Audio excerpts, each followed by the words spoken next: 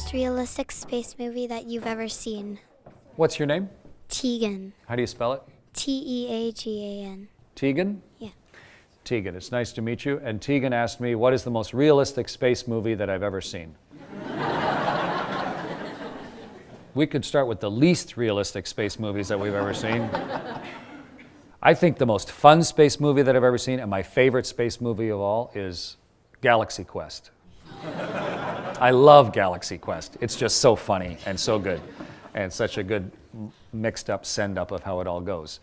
The most realistic one is Apollo 13, made by a guy named Ron Howard, and he actually, he was an actor as well as a director, and he actually came to where we worked and spent a long time with us and saw how we actually do things. And he worked in mission control, and he went to a launch, and he stayed with the families, and he came to our houses so that he could really understand what it was like to be an astronaut and an astronaut's family and all the people who work there.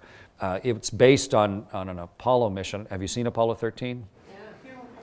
Okay. Well, it's based on a real thing that happened, and the communication between Houston and the astronauts, the real words that they just randomly said to each other, are all recorded because it was an important time.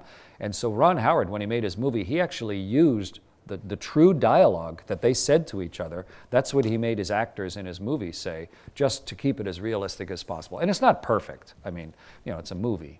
And they had to simplify a huge story down to 2 hours. But it's the most realistic of them all. And they made a series after that called From the Earth to the Moon. HBO did a series after that.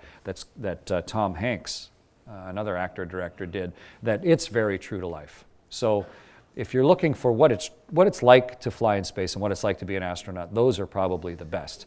Visually, though, if you want to see what it looks like to be an astronaut, Gravity is better than anything. It shows you what it looks like. The storyline isn't realistic, you know, but you know, they never intended it to be realistic from a storyline or a technical point of view. But if you want to see what space is like, I would go to see Gravity.